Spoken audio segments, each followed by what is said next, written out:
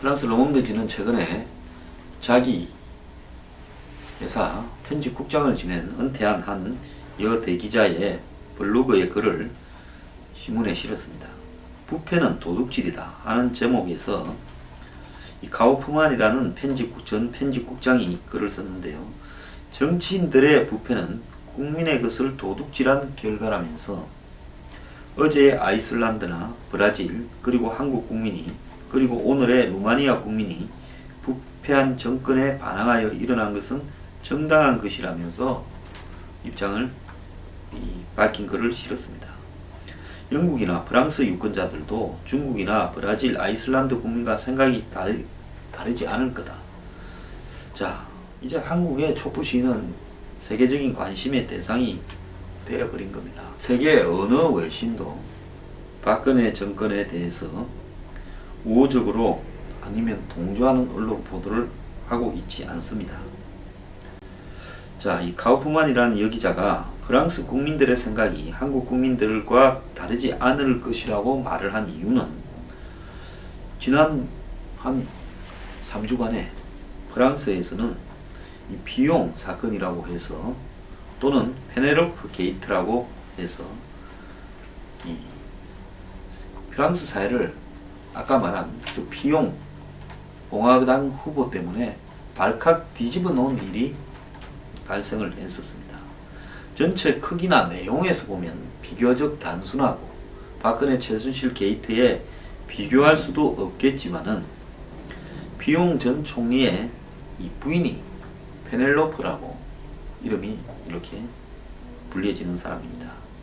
그런데 이 사람이 보좌관 등록했다가 사고를 일으키면서 남편의 대선 후보 자리를 사실상 날려버렸습니다. 102년의 역사를 가진 프랑스의 한 주간지는 이 지금 페넬로프 게이트에 불을 질렀는데요. 102년의 역사를 가진 이 카나르 앙세네라는 이 주간지가 이 게이트를 폭로했는데요.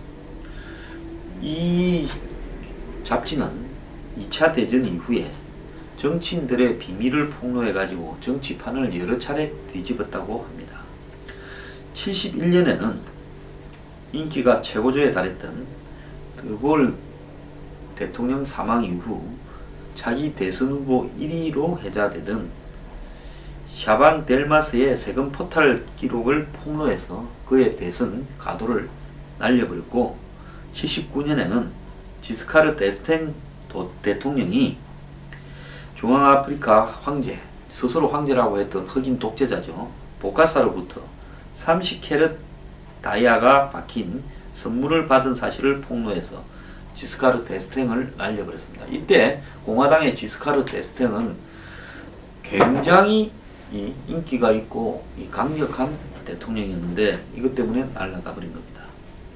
그 결과 미테랑 사회당 후보에게 14년간 사회당 주도의 좌파 연립 정권을 이렇게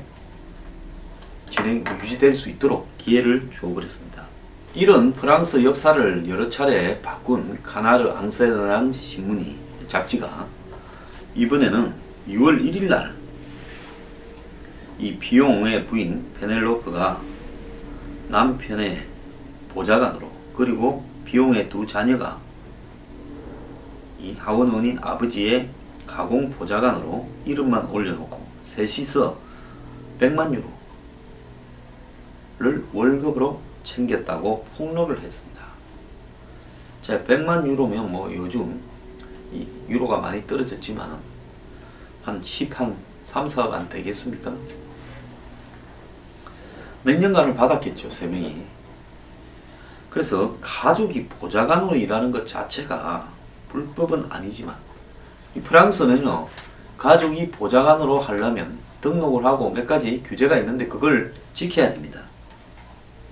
그런데 가공의 이름으로 실제로 일하지 않으면서 이름만 올려놓고 월급을 타갔다면 문제가 달라집니다. 더구나 페넬로프는 남편 비용이 총리로 재직할 때 그의 대리인에게도 고용이 됐다는 겁니다. 이건 뭔 말인가 하면 남편이 하원 의원으로 있다가 총리로 갔지 않습니까? 프랑스에는 이런 식으로 이 하원 의원이 재직 중에 갑자기 사망을 해버리거나 다른 공직으로 갈 때를 가정을 해서 보궐선거를 치르지 않고 공석이 생길 때 곧장 업무를 인수할 수 있도록 선거 때 국회의원과 함께 대리인을 같이 뽑는다는 겁니다. 그러니까 티켓 2개를 한 개로 뽑는 거죠. 그래서 내가 갑자기 죽었다. 그러면 이 사람이 하원의원 계승하는 거예요. 그럼 내가 만약에 국회의원 자리를 던지고 총리로 가거나 어떤 다른 공직으로 가게 되면 대리인이 가는 겁니다. 그러니까 남편 밑에서 일을 하다가 또 대리인이 하원의원을 승계하고 남편은 총리로 가니까 그 마누라가 또 그 대리인의 보좌관도 했다는 겁니다.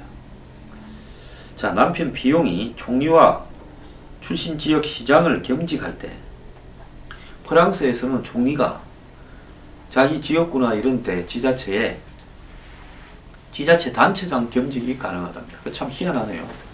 하원의원은 겸직이 안 되는데 내가 만약에 부산 출신이다 그러면 부산시장하고 총리를 같이 할 수 있다는 겁니다. 그래서 이때도 대리인은 부인 페넬로페 피용을 고용했는데 페넬로페의 월급이 그를 채용한 대리인보다 많은 사실이 드러나서 여론의 비판을 받았다고 합니다. 참 기가 차는데요. 이런 사람이 프랑스의 이 우익정당이 처음 도입한 대선 후보 예선에서 프랑스의 우익정당이 이렇게 공개적으로 대선 후보 경선은 처음 한 모양입니다. 사르코지 전 대통령이 주표 전 당수를 제치고 보수 정당의 대선 후보가 됐는데 유권자들은 그를 과거 부패한 정치인과는 다른 청렴한 정치인이라고 생각하고 보수 지지자들이 뽑아줬다는 거예요. 제가 지금 왜 프랑스의 이 보수 정당에서 벌어진 부패 사태를 말하고 있는가? 이 시청자 여러분들은 잘 좀 새겨보시기 바랍니다. 사르코지 이전에 프랑스에 또 공화당 대통령이 한 명 있었죠. 자크 시락이라고요. 이 사람도 유명했죠. 이 자크 시락은 파리 시장이면서 공화당 전신인 공화국연합의 당수를 겸임하고 있었습니다. 저도 이 프랑스는 자꾸 보수 정당이 공화국연합 입에 붙어서 아까도 공화국연합이랬는데 최근에 공화당으로 이름을 바꿨습니다.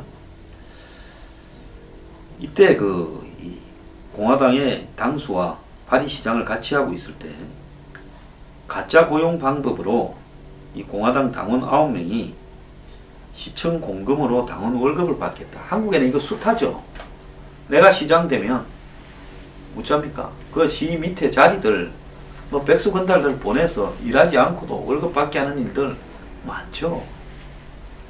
그래서 이런 일이 발생을 했습니다. 그 때문에 시라크가 가짜 고용으로 프랑스 시청에 공금을 횡령한 죄, 배임, 직권남용죄로 2011년 12월 달에 파리 형사법원에서 징역 2년의 집행유예를 받았다는 겁니다. 그러니까 공화당의 당원들을 지가 시장하는데 가짜로 좀 채용을 했다고 징역 2년을 받았다. 자, 이거는 언제 벌어졌냐? 2011년에 이렇게 판결을 받았는데 일이 벌어진 것은 이 시라크가 한참 정치를 할 때 이 사람 은퇴한 지 한참 됐죠. 90년 초라는 겁니다. 20년 만에 이렇게 처벌을 받았다는 겁니다. 대통령이 퇴임 이후에 지가 대통령도 되기 전인 당의 대표를 할 때 벌어졌던 일로 이렇게 붙들려 와가지고 형사처벌을 받았다는 겁니다. 이때 시라크는 나이가 79살이고 건강도 안 좋았는데요. 전직 대통령에 대해서 법정에서 유죄 판결을 내린 데 대해서 지나치다는 이야기도 있었지만은 프랑스 국민들은 전직 대통령이라도 법 앞에는 일반 국민들과 똑같이 평등하다라는 부분을 보여줬다면서 박수를 쳤습니다. 제가 오늘 이런 이 내용을 담은 칼럼들을 이렇게 소개하는 이유는 뭔가 하면요. 상식이 부족한 사람이 대통령이 되거나 주요 공직자가 되면 반드시 사고를 친다라는 겁니다. 프랑스에서 지금 벌어졌던, 우리로 보면 별것도 아닙니다. 지금 국회의원들 중에 가족들한테 월급 준 사람 많을 겁니다. 자, 이런 일들조차도 지금 프랑스에서는 순식간에 대선 후보 자리에서 날아가 버리고 20년 전의 일로 전직 대통령이 지가 챙긴 것도 아닌 걸로 형사처벌을 받고 이럽니다. 그러면서 이 프랑스에서는 자기들의 처지와 한국의 처지를 빗대어서 이야기하는데요. 우리 좀 부끄럽지 않습니까? 아예요. 돈 문제에서 비정상적인 사람, 그리고 정상적인 사고를 하지 못하고 자신의 야심 때문에 대통령이 돼야 되겠다면서 대통령이 해야 될 일이 뭐고 왜 대통령이 되어야 되는가 하는 책임과 의무를 생각하지 못하는 사람은 아예 지도자가 안 되게 해야 된다는 겁니다. 지금 대통령 하겠다고 끄떡거리는 사람들 중에서 거의 대부분이 이런 자격 요건에 미달된다고 저는 보고 있습니다.